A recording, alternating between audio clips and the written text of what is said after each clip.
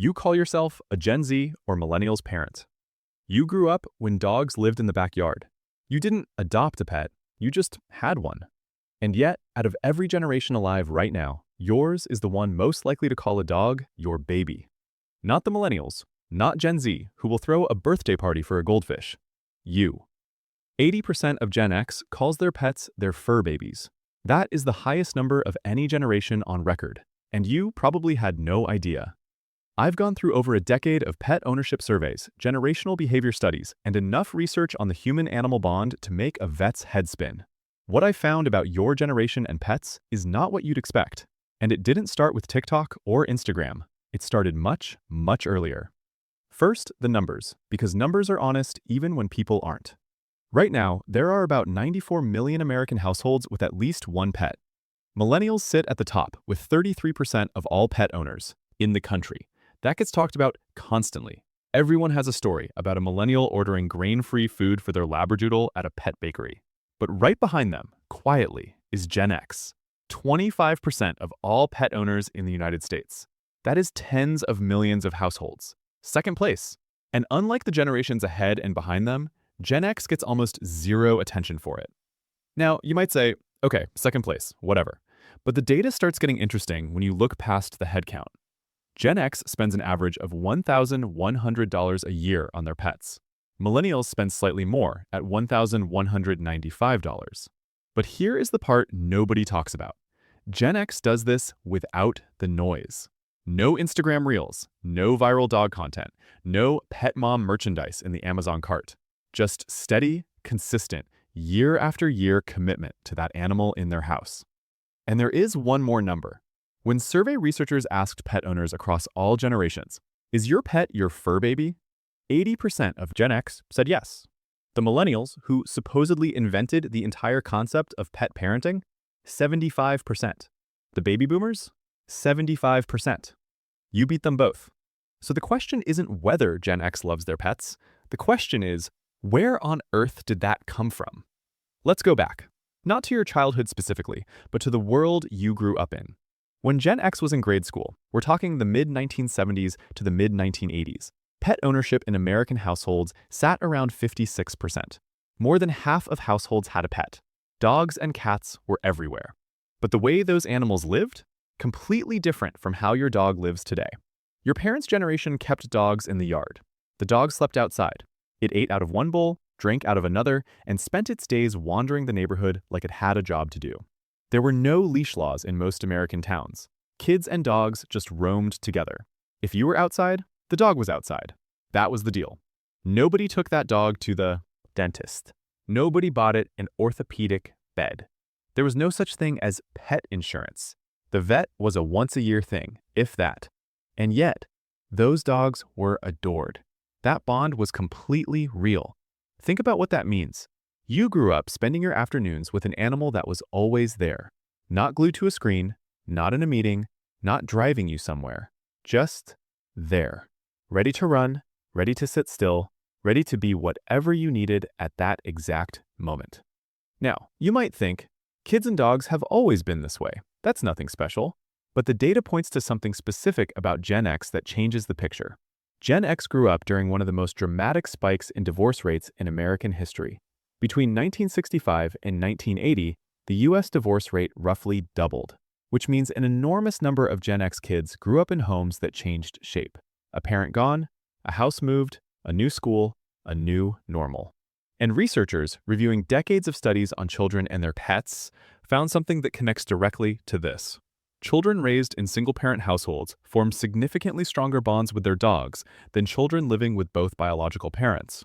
The dog becomes something constant, something safe, something that doesn't leave.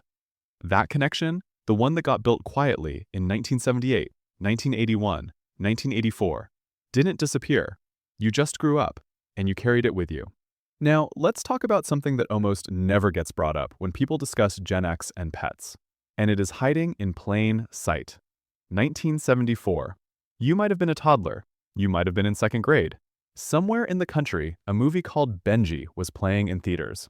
It was made for $500,000 by a guy named Joe Camp, who got turned down by every major studio in Hollywood. He went out and made it himself. That movie, about a stray shelter dog who saves two kidnapped children, became the ninth highest grossing film in all of America that year. A dog movie made by one guy with $500,000 in a year that included Chinatown, Blazing Saddles, and Young Frankenstein. Benji beat almost all of them. And Benji was a shelter dog. Joe Camp made that a central part of the story on purpose. The whole point was that this ordinary, unremarkable dog from a shelter could do extraordinary things. That message landed hard, with an entire generation of kids watching it in the dark. Then, Benji had sequels. For the Love of Benji in 1977, Oh Heavenly Dog in 1980, Benji the Hunted in 1987. Every few years, another Benji movie.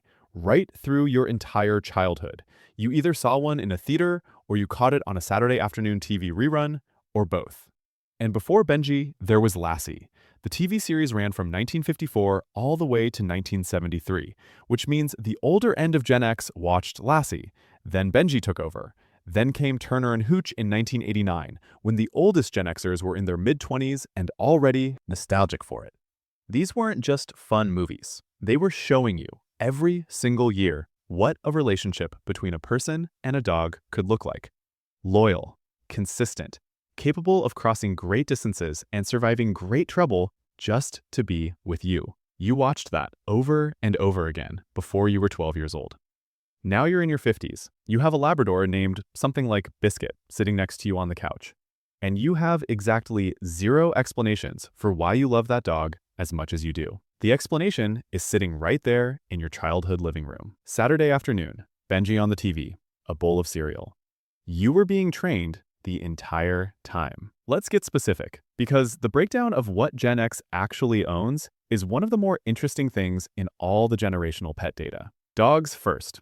52% of Gen X pet owners have a dog. That is straightforward. Gen X likes dogs. Everyone likes dogs. Cats, 41%. That gap, 52 to 41, is much smaller than any other generation. Millennials are at 61% dogs and 29% cats. Baby boomers sit at 37% dogs and 29% cats. Gen Z is slowly becoming whatever they want to be. But Gen X?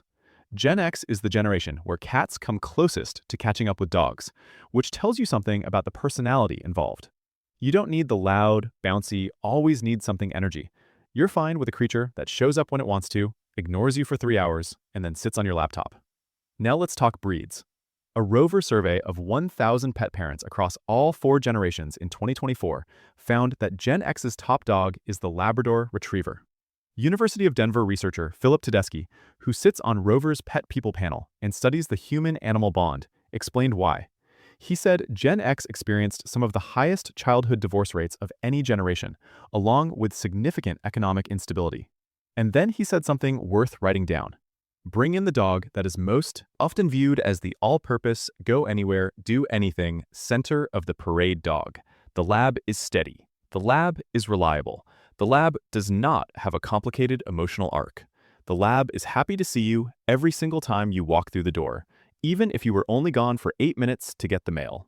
For a generation that grew up watching things shift and change and sometimes fall apart around them, that kind of reliability is not a small thing. And here is what rounds this all out. Across all those survey results, Gen X and baby boomers score the highest of any generation when asked whether they understand the emotional and health benefits of owning a pet. 25 years of research has connected pet ownership to lower blood pressure, a stronger immune system, better heart health, and reduced anxiety and depression. Gen X was not studying this research. They were just living it, without realizing they were already 30 years ahead of the science. Here's where the story completes itself. And it is one of the more human things in all of this data. Gen X is currently between their mid-40s and late 50s. A large portion of them have kids who have moved out. The house that was once full of homework and noise and arguments about curfew is now considerably quieter. Pet researchers noticed something happening with Gen X right around this time: the empty nest effect. The human-animal bond, researchers at Packaged Facts put it plainly in their 2024 survey. Higher percentages of Gen Xers say they want to have their pets as long as they possibly can, compared to Millennials and Gen Z. Not because Gen X is sad, not because they have nothing else going on, but because that bond, the one that was built in childhood, reinforced by movies on Saturday afternoon, and carried quietly through decades of raising families, gets stronger with time, not weaker. Gen X and baby boomers consistently score the highest of any generation when researchers measure who truly understands the emotional and physical benefits of having a pet. Not the newest generation, not the loudest generation, the ones who have been doing this the longest. They didn't read a study, they didn't need one. They had a dog in 1979 that already showed them. There's a psychology researcher named Aniko Kubinyi who studies the human-animal bond. She found that as extended family networks have shrunk over the decades, as people move away from where they grew up, as communities get smaller, pets fill a gap that used to be filled by cousins, neighbors, and the whole extended network of people who used to just be around. For Gen X, who saw that community start to break apart during their own childhoods, this is not abstract. They felt the gap first, and they found what filled it. There is a spectrum here. On one end, the way your parents did it. The dog lives outside, gets fed once a day, and frankly, doesn't know what a vet looks like. No emotion discussed, no drama. On the other end, a millennial with a dog in a stroller posting about his fur son's anxiety to a 40,000-follower pet account. A cultural researcher named Daniel Levine, asked to assess all 4 generations of pet owners, said this about Gen X specifically. They are best at balancing the traditional and modern approaches, not too detached, not too attached. They love the dog without losing the plot. The dog is family, but the dog is also still a dog, which is actually a compliment to both parties involved. And Gen X has one more card on the table that almost never gets mentioned. Only 21% of Gen X pet owners have spent money staging photos of their pets for social media, compared to 40% of millennials who have done exactly that. This is not because Gen X doesn't love their pets. It's because the love was never for anyone else's benefit in the first place. It was already there before there was an audience for it. Every generation has a story about their pets. The millennials made it visible. Gen Z made it expensive. The boomers made it quiet. Gen X just carried it forward. The love didn't come from a trend. It wasn't sparked by a lifestyle influencer. It didn't start in 2015. It started in a yard that nobody fenced in, with a dog that had no leash, in a neighborhood where kids and animals just moved through the same world together. It started in a dark movie theater, watching a scruffy little mutt find his way home.